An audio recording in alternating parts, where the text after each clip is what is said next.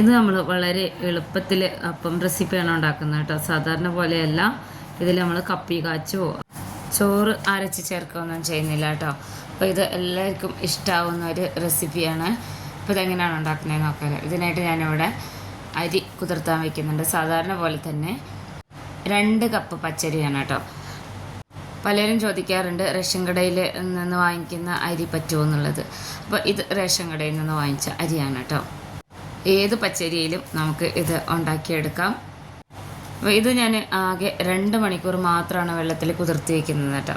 അപ്പം നന്നായിട്ട് കഴുകിയെടുത്തിട്ടുണ്ട്. അത് വെള്ളത്തിൽ കുതിർത്തി വെച്ചിട്ടുണ്ട്. ഇനി ഞാനിവിടെ തേങ്ങാ വെള്ളമാണ് എടുക്കുന്നത് കേട്ടോ. 1 കപ്പോളം എടുത്തിട്ടുണ്ട്. ഇതിലേക്ക് അര കപ്പോളം തന്നെ തേങ്ങ ചിരവിയത് ഇട്ട് കൊടുക്കുന്നുണ്ട്. ഇനി ഇതിലേക്ക് നമ്മൾ ചേർത്ത് കൊടുക്കുന്നത് 1 സ്പൂണോളം പഞ്ചസാര, 1/2 സ്പൂണോളം ഉപ്പാണ്. ഒട്ടും ഈസ്റ്റ് ഒന്നും ചേർക്കുന്നില്ല കേട്ടോ. ഇതാണ് ചേർത്ത് കൊടുക്കുന്നത് നമ്മളിതിൽ. ഇനി സ്പെഷ്യലായിട്ട് നമ്മൾ ചേർത്ത് കൊടുക്കുന്നത് ഇത് നമ്മൾക്ക് പൊരിയാണ്. പൂരപ്പറമ്പിൽ നിന്നൊക്കെ നമുക്ക് വാങ്ങിക്കാൻ കിട്ടില്ല. ഇപ്പോൾ മാർക്കറ്റിലൊക്കെ വാങ്ങിക്കാൻ കിട്ടും കേട്ടോ. അത്ര വലിയ പ്രൈസൊന്നുമില്ല. നമുക്കെല്ലാം ഇഷ്ടമുള്ളതാണ് പൊരി. അത് ഞാൻ 1 കപ്പ് അളന്നെടുത്തിട്ടുണ്ട്. അത് ഞാൻ വേറൊരു ബൗളിലേക്ക് ഇട്ട് കൊടുക്കണം കേട്ടോ.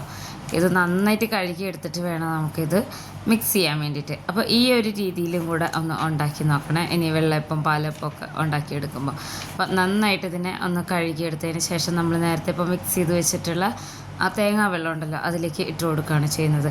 ഇത് നമ്മൾ അരി കുതിർത്തി വയ്ക്കുന്ന അതേ സമയം തന്നെയാണ് ചെയ്യുന്നത് കേട്ടോ.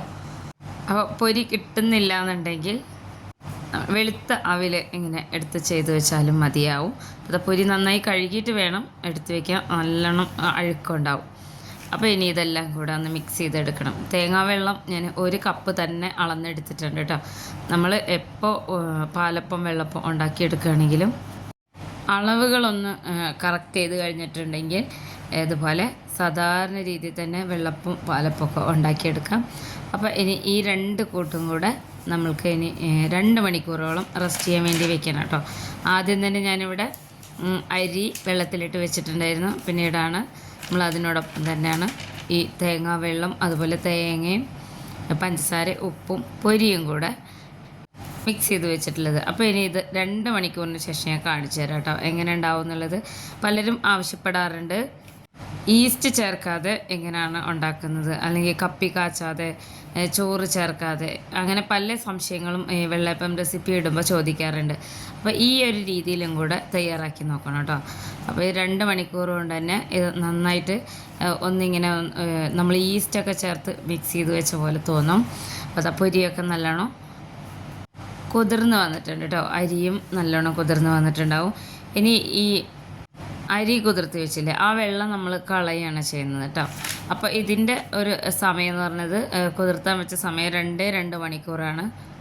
ഇത് ഞാൻ 1-2 തവണ ഉണ്ടാക്കി നോക്കിയപ്പോൾ എനിക്ക് നല്ല ടേസ്റ്റി ആയിട്ടും അതുപോലെ നല്ല സോഫ്റ്റ് ആയിട്ടുള്ള അപ്പമാണ് കിട്ടിയത്. അതുകൊണ്ടാണ് പിന്നെ ഞാനിത് വീഡിയോ എടുക്കാമെന്ന് വിചാരിച്ചത് കേട്ടോ. അപ്പോൾ ഇനി നമുക്ക് വാർത്ത് വെച്ചിട്ടുള്ള അരി ഉണ്ടല്ലോ അത് മുഴുവനായിട്ടും ഇതിലേക്ക് ചേർത്ത് കൊടുക്കണം. എന്നിട്ട് പിന്നെ നമുക്ക് തേങ്ങാ വെള്ളത്തിൻ്റെ ആ ഒരു മിക്സും കൂടെ അരച്ചെടുക്കാം. അപ്പോൾ ഇതിൽ ഒട്ടും തന്നെ വെള്ളം ഇല്ലാതിരുന്നാൽ കുറച്ചും കൂടെ നല്ലതായിരിക്കും കേട്ടോ. നമ്മൾ അരി കുതിർത്ത് വെച്ച വെള്ളം കുറച്ചധികം നമ്മൾ തേങ്ങാ വെള്ളം എടുത്തതുകൊണ്ടാണ് 1 കപ്പ് തന്നെ മുഴുവനായിട്ടും എടുത്തിട്ടുണ്ട്. അപ്പോൾ അതിൻ്റെ പകുതിക്ക് ഞാനിവിടെ ഒഴിച്ചു കൊടുത്തിട്ടുണ്ട് മിക്സിയുടെ ജാറിലേക്ക്. നന്നായിട്ട് അരച്ചെടുത്തിട്ടുണ്ട് കേട്ടോ. അപ്പോൾ ഇതാണ് ഇതിൻ്റെ ആ ഒരു കറക്റ്റ് അളവെന്ന് പറയുന്നത്. ഒരുപാട് ലൂസായി പോവുകയും ചെയ്യരുത്, ഒരുപാട് ടൈറ്റായി പോവുകയും ചെയ്യരുത്. അപ്പോൾ ഇനി ഞാൻ കുറച്ച് പരന്ന പാത്രത്തിലാണ് ഒഴിച്ച് വയ്ക്കുന്നത് കേട്ടോ. അപ്പോൾ വളരെ കുറച്ച് ക്വാണ്ടിറ്റിയാണ്, പക്ഷേ ഒഴിച്ച് വയ്ക്കുന്നത് കുറച്ച് വലിയ പാത്രത്തിലായതുകൊണ്ട് തന്നെ ഒത്തിരി ഇങ്ങനെ ഇതിൻ്റെ മുകളിൽ വന്ന് നിൽക്കില്ല. കുറച്ച് ചെറിയ പാത്രത്തിൽ ഒഴിച്ച് വയ്ക്കുമ്പോൾ അത്യാവശ്യം നന്നായിട്ട് ഇങ്ങനെ പൊങ്ങി വരും കേട്ടോ, ഈസ്റ്റ് ചേർക്കാതെ തന്നെ. ഇനി നമ്മൾ ബാക്കിയുള്ള ആ തേങ്ങയും പൊരിയും ഒക്കെ ഉണ്ടല്ലോ അതെല്ലാം ഇതുപോലെ ഇട്ട് കൊടുത്തിട്ട് നന്നായിട്ട് അരച്ചെടുക്കുകയാണ് ചെയ്യുന്നത്. ഇതിൽ നമ്മൾ കൂടുതൽ വെള്ളമൊന്നും ഒഴിക്കേണ്ട കാര്യമില്ല കേട്ടോ. ഇതും കൂടെ അരച്ചെടുത്തിട്ടുണ്ട്. ഇതും ആ പാത്രത്തിലേക്ക് ഒഴിച്ചു കൊടുക്കാം. അപ്പോൾ പൊരി നിർബന്ധമൊന്നുമില്ല, അവിലെടുത്താലും മതി. ഇനി ഇതിൽ നമ്മൾ ഒന്നും തന്നെ ചേർത്ത് കൊടുക്കുന്നില്ല. നന്നായിട്ട് ഒരു സ്പൂൺ വെച്ച് നല്ലോണം ഒന്ന് മിക്സ് ചെയ്തെടുക്കണം. നമ്മൾ ഇളക്കി കൊടുക്കുമ്പോൾ തന്നെ അറിയുന്നുണ്ട് അത്യാവശ്യം നല്ല വലിയ പാത്രമാണ്. കുറച്ച് ക്വാണ്ടിറ്റി മാത്രമാണ് അരച്ച് വെച്ചിട്ടുള്ളത് കേട്ടോ. ഈ ഒരു രീതിയിലാണ് ഇരിക്കുന്നത്. അപ്പോൾ ഇപ്പോൾ ചൂടുകാലമായതുകൊണ്ട് തന്നെ പെട്ടെന്നൊക്കെ മാവൊക്കെ പുളിച്ച് പൊങ്ങി വരികയൊക്കെ ചെയ്യും. അപ്പോൾ ഈസ്റ്റ് ചേർത്തില്ലെങ്കിലും കുഴപ്പമില്ല, ഈ ഒരു രീതിയിൽ ചെയ്തെടുത്താൽ മതി. നന്നായിട്ട് ഇളക്കി കൊടുക്കണമെന്ന് മാത്രമേ ഉള്ളൂ. അപ്പോൾ ഇതാണ് കേട്ടോ അതിൻ്റെ ആ ഒരു തിക്നെസ് എന്ന് പറയുന്നത്. കൈ വെച്ച് ഇളക്കാൻ ഇഷ്ടമുള്ളവരാണെങ്കിൽ കൈ വെച്ച് ഇളക്കി കൊടുക്കും. ഞാനിപ്പോൾ ഈ ഒരു രീതിയിലാണ് ചെയ്തെടുക്കുന്നത്. ഇനി ഇത് രാത്രി മുഴുവനും റെസ്റ്റ് ചെയ്യാൻ വേണ്ടി വെക്കണം. അപ്പോൾ ഒരു രാത്രി കഴിഞ്ഞതിന് ശേഷം ഞാൻ കാണിച്ചു തരാം കേട്ടോ എങ്ങനെയുണ്ടെന്നുള്ളത്. നമ്മുടെ മാവ് നല്ല സോഫ്റ്റായിട്ടിരിക്കും. അപ്പോൾ മാവൊക്കെ അത്യാവശ്യം ഇങ്ങനെ പൊങ്ങി വന്നിട്ടുണ്ട് കേട്ടോ. ഈ ഒരു പാത്രത്തിലായതുകൊണ്ടാണ് അത് അറിയാത്തത്. അപ്പോൾ കുറച്ചധികം ക്വാണ്ടിറ്റി ഒക്കെ ആണെന്നുണ്ടെങ്കിൽ നമുക്ക് പെട്ടെന്ന് അറിയാൻ പറ്റും. കണ്ടോ, ഇതുപോലെയാണ് മാവ്. നമ്മൾ ഈ തവിയിട്ട് ഇളക്കുമ്പോൾ മനസ്സിലാവും ഇത് അത്യാവശ്യം നന്നായിട്ട് ഇങ്ങനെ പൊങ്ങിയിട്ടുണ്ട്. അതുപോലെ തന്നെ നല്ല സോഫ്റ്റായിട്ടുള്ള മാവാണ്. കറക്റ്റായിട്ടാണ് കേട്ടോ ഇതിൻ്റെ ആ ഒരു തിക്നെസ് ഇരിക്കുന്നത്. ഈ ഒരു രീതിയിൽ നമുക്ക് ഇനി വെള്ളയപ്പം ആണെങ്കിലും പാലപ്പം ആണെങ്കിലും ഉണ്ടാക്കിയെടുക്കാം. അപ്പോൾ തേങ്ങയ്ക്ക് പകരം നമ്മൾക്ക് തേങ്ങാപ്പാൽ ചേർത്ത് കൊടുക്കാം കേട്ടോ. തേങ്ങാപ്പാൽ പകുതി തേങ്ങയുടെ വെള്ളം ആ ഒരു രീതിയിൽ ചേർത്ത് കൊടുത്താലും മതി പാലപ്പം ഉണ്ടാക്കിയെടുക്കുമ്പോൾ. ഇനി ഇത് ഈ ഒരു രീതിയിൽ ഇളക്കി കൊടുത്തതിന് ശേഷം നമ്മളൊന്ന് അടച്ച് വയ്ക്കുന്നുണ്ട് കേട്ടോ. ഒരു 5 മിനിറ്റോളം ഒന്ന് അടച്ച് വയ്ക്കാം. അപ്പോൾ ശരിക്കും ഇത് കറക്റ്റ് മാവ് ഈ ഒരു പരുവത്തിലായി വന്നിട്ടുണ്ട്. അപ്പോൾ ഇത് അടച്ച് വയ്ക്കുന്നതെന്ന് വെച്ച് കഴിഞ്ഞാൽ നമുക്ക് കറി റെഡിയാക്കാൻ വേണ്ടിയിട്ടാണ്, പെട്ടെന്ന് ഉണ്ടാക്കാൻ വേണ്ടിയിട്ടുള്ള ഒരു കറിയാണ് കേട്ടോ. ഞാനിവിടെ ഒരു 3 ഉരുളക്കിഴങ്ങ് ഒരു കുക്കറിലേക്ക് ഇട്ട് കൊടുത്തിട്ടുണ്ട്. ക്യാരറ്റ്, ഒരു വലിയ ക്യാരറ്റാണ് കേട്ടോ എടുത്തിട്ടുള്ളത്. ക്യാരറ്റ് ചേർത്ത് കൊടുത്തു. ഇനി നമ്മളിതിലേക്ക് ഒരു സവാളയാണ്, എല്ലാം ഈ ഒരു രീതിയിൽ കട്ട് ചെയ്തെടുത്തിട്ടുള്ളതാണ് കേട്ടോ. തക്കാളിയും കൂടെ ഇതിനോടൊപ്പം തന്നെ 2 മീഡിയം തക്കാളി ചേർത്ത് കൊടുക്കുന്നുണ്ട്. എരിവിനായിട്ട് ഞാനിപ്പോൾ ഒരു 4-5ഓളം മുളക് ചേർത്ത് കൊടുത്തിട്ടുണ്ട്. ഇതിലേക്ക് 1/2 സ്പൂണോളം ഉപ്പിട്ട് കൊടുത്തു. ഇനി വെള്ളം ചേർത്ത് കൊടുക്കണം. വെള്ളം ഞാനിവിടെ അത്യാവശ്യം നമുക്ക് ഒഴിച്ച് കറിക്കുള്ള വെള്ളം വേണം കേട്ടോ. അത് നോക്കിയിട്ട് വേണം വെള്ളം ചേർത്ത് കൊടുക്കുക. അപ്പോൾ ഞാനിവിടെ 1 കപ്പ് നിറയെ വെള്ളം ഒഴിച്ച് കൊടുത്തിട്ടുണ്ട്. ഇനി കുക്കർ മൂടി വെച്ച് ഒരു വിസിൽ വരുന്നവരെ നമുക്ക് സ്റ്റൗവിൽ വയ്ക്കാം. അപ്പോഴേക്കും അത് നമ്മുടെ ഉരുളക്കിഴങ്ങ് കൂട്ടാകുമ്പോഴേക്കും ഞാനിവിടെ തേങ്ങ എടുത്തിട്ടുണ്ട്. 1 തേങ്ങ ചെറിയതാണ് കേട്ടോ. അത് മിക്സിയുടെ ജാറിലേക്ക് ഇട്ട് കൊടുക്കാം. ഇതിലേക്ക് വെള്ളം ഒഴിക്കുമ്പോൾ നമ്മൾ തിളപ്പിച്ചാറിയ വെള്ളം ഫിൽറ്റർ ചെയ്ത വെള്ളമൊക്കെ എടുക്കുന്നത് നല്ലതായിരിക്കും. ചെറിയൊരു ചൂടിലാണ് കേട്ടോ ഞാൻ ഒഴിച്ച് കൊടുത്തത്. ഒന്ന് കറക്കിയാൽ മതി, ഒരുപാട് ഇങ്ങനെ അരച്ചെടുക്കണ്ട. അപ്പോൾ നല്ല കട്ടിയുള്ള പാല് കിട്ടാൻ വേണ്ടിയിട്ടാണ് കേട്ടോ ചെറിയ ചൂടുവെള്ളം ചേർത്ത് കൊടുക്കുന്നത്. ഒരുപാട് ചൂടാവരുത്. ഇനി ഇതിനെ അരിച്ചെടുക്കണം. തേങ്ങാപ്പാൽ മിക്കവാറും ഞാൻ തേങ്ങാപ്പാൽ എടുക്കുമ്പോൾ ഈ ഒരു രീതിയിൽ ചെറിയ ചൂടുവെള്ളം ചേർത്തിട്ടാണ് കേട്ടോ ഉണ്ടാക്കിയെടുക്കുക. അത് ഒരു 1/2 കപ്പോളം കൂടെ വെള്ളം ഒഴിച്ചു കൊടുത്തതിന് ശേഷം നമുക്ക് മിക്സിയുടെ ജാറൊക്കെ ചുരട്ടിയെടുത്ത് തേങ്ങാപ്പാൽ എടുത്ത് മാറ്റി വയ്ക്കാം. അപ്പോഴേക്കും 2 വിസിൽ പോയതിന് ശേഷം ഉരുളക്കിഴങ്ങൊക്കെ നന്നായിട്ട് വെന്ത് വന്നിട്ടുണ്ട് കേട്ടോ.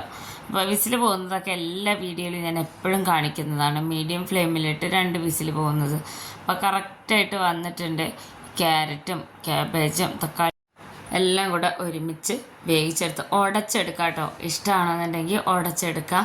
ഇത് ഞാൻ പല രീതിയിലും ഇതുപോലെ വെള്ളയപ്പത്തിൻ്റെ റെസിപ്പിയൊക്കെ ഇടുമ്പോൾ അല്ലെങ്കിൽ പൂരി റെസിപ്പിയിലൊക്കെ കൂടെ ഉണ്ടാക്കുന്ന കറിയായിട്ട് ഇട്ടിട്ടുണ്ട് കേട്ടോ. അപ്പോൾ ഇനി ഇതിലേക്ക് തേങ്ങാപ്പാൽ ചേർത്ത് കൊടുക്കുകയാണ്. 1 തേങ്ങയുടെ പാലാണ് കേട്ടോ. അതും കൂടെ ചേർത്ത് കൊടുത്ത് നന്നായിട്ടൊന്ന് ഇളക്കി യോജിപ്പിച്ചതിന് ശേഷം ഇതിൽ ഉപ്പ് നോക്കണം. എന്നിട്ട് ഇതിനെ സ്റ്റവിൽ വെച്ചൊന്ന് ചൂടാക്കി എടുത്താൽ മതി. തിളച്ച് മറിയൊന്നും വേണ്ട കേട്ടോ. വളരെ എളുപ്പമായിട്ട് ചെയ്യാൻ പറ്റും. അപ്പോൾ നമ്മുടെ വെജിറ്റബിൾ പാലൊഴിച്ച കറി ഇവിടെ റെഡി ആയിട്ടുണ്ട് കേട്ടോ. ഈ കറി ഇങ്ങനെ കൂടുതലിങ്ങനെ തിളച്ച് മറിയുന്നതുകൊണ്ട് ഒന്ന് ചൂടായാൽ മാത്രം മതി കേട്ടോ. അത്യാവശ്യം നല്ല തിക്നെസ്സൊക്കെ ഉണ്ട്. അപ്പോൾ ഇനി നമ്മുടെ കറി ഒന്ന് ചെറിയ തിള വരുന്നവരെ ഒന്ന് ഇളക്കി കൊടുത്ത് സ്റ്റൗ ഓഫ് ചെയ്ത് വെക്കാം. ഇനി ഇതിനെ വറുത്തിടാം. നമുക്കിതിനൊന്ന് താളിച്ചിടാണ്. ഞാനിവിടെ കടായി വെച്ചിട്ടുണ്ട്. ഇതിലേക്ക് വെളിച്ചെണ്ണ തന്നെയാണ് കേട്ടോ ഒഴിച്ച് കൊടുക്കുന്നത്. വെളിച്ചെണ്ണ ചൂടായി 1/2 സ്പൂണോളം കടുകിട്ട് പൊട്ടി വരുമ്പോൾ നമ്മളിതിലേക്ക് ഒരു 2 ഏലക്ക, 2 ഗ്രാമ്പു, 2 ചെറിയ കഷ്ണം പട്ട അതും കൂടെ ചേർത്ത് കൊടുത്ത് ഇനി ഇതിലേക്ക് ഒരു പിടിയോളം കറിവേപ്പിലയും കൂടെ ചേർത്ത് കൊടുത്ത് സ്റ്റൗ പെട്ടെന്ന് തന്നെ ഓഫ് ചെയ്തതിന് ശേഷം ഈ കറിയിലേക്ക് ഒഴിച്ചു കൊടുക്കാം. അപ്പോൾ നല്ല കുറുകിയിരിക്കുന്ന പാൽക്കറി ഇവിടെ റെഡി ആയിട്ടുണ്ട് കേട്ടോ. എല്ലാവർക്കും ഇഷ്ടമാവും. ഒത്തിരി മസാലകളൊന്നുമില്ല. എപ്പോഴും നാട്ടിലൊക്കെ വന്നു കഴിഞ്ഞാൽ മിക്കവാറും ദിവസം ഞാൻ ഉണ്ടാക്കുന്നതാണ് കേട്ടോ. പാൽക്കറിയും അതുപോലെ തന്നെ വെള്ളയപ്പമൊക്കെ. അപ്പോൾ എല്ലാവരും ഉണ്ടാക്കി നോക്കണേ. നമ്മുടെ ഈ ചാനൽ കണ്ടുകൊണ്ടിരിക്കുമ്പോൾ തന്നെ ഒന്ന് സബ്സ്ക്രൈബ് ചെയ്ത് വയ്ക്കാൻ മറക്കരുത് കേട്ടോ. അപ്പോൾ ഇനി നമുക്കിതിന് അപ്പം ഉണ്ടാക്കിയെടുക്കാം. ഇതാ നമ്മളൊന്ന് ഇളക്കി വെച്ചപ്പോഴത്തേനും കുറച്ചും കൂടെ ഒന്നിങ്ങനെ നല്ല ഫ്ലഫി ആയിട്ട് വന്നിട്ടുണ്ട് കേട്ടോ. ഇതിങ്ങനെ ഒഴിച്ചെടുക്കുമ്പോൾ അറിയാൻ പറ്റും, ചട്ടിയിൽ ഒഴിച്ചെടുക്കുമ്പോൾ. ഇനി നമുക്ക് അപ്പം ചുട്ടെടുക്കാം. ഞാനിവിടെ കടായി സ്റ്റവിൽ വെച്ചിട്ടുണ്ട് കേട്ടോ, അപ്പച്ചട്ടി. ഇതിലേക്ക് ഒരു തവി കോരി ഒഴിക്കാം. അപ്പോൾ ഇനി ഇതിനെ ചുറ്റിക്കാം. അതല്ലാന്നുണ്ടെങ്കിൽ തവി വെച്ച് ഇങ്ങനെ ചുറ്റിച്ച് കൊടുത്താൽ മതി. ഏതാണേലും കുഴപ്പമില്ല. നമ്മുടെ അരപ്പ് നല്ല കറക്റ്റായിട്ട് വന്നിട്ടുണ്ടെങ്കിൽ ഏത് ചട്ടിയിലിട്ടാലും നല്ല സോഫ്റ്റായിട്ടുള്ള ഇതുപോലെ നാര് പോലുള്ള അപ്പം റെഡിയാക്കി എടുക്കാൻ പറ്റും കേട്ടോ. ഒന്ന് അടച്ച് വെച്ചിട്ടുണ്ട്. പെട്ടെന്ന് തന്നെ തുറന്ന് നോക്കാം. അപ്പോൾ അത് നല്ല സോഫ്റ്റായിട്ടുള്ള അപ്പം റെഡി ആയിട്ടുണ്ട്. ഈസ്റ്റ് ഒന്നും നമ്മളിട്ട് കൊടുത്തിട്ടില്ല കേട്ടോ, നല്ല സോഫ്റ്റാണ്.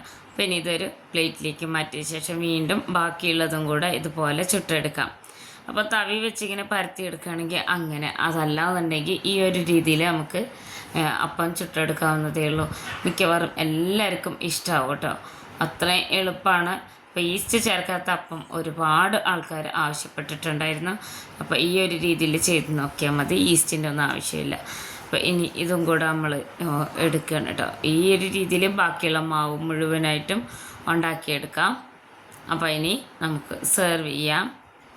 ഞാനിവിടെ കറിയാണ് എടുക്കുന്നത് കേട്ടോ. കറി നല്ല ടേസ്റ്റുള്ളൊരു കറിയാണ്.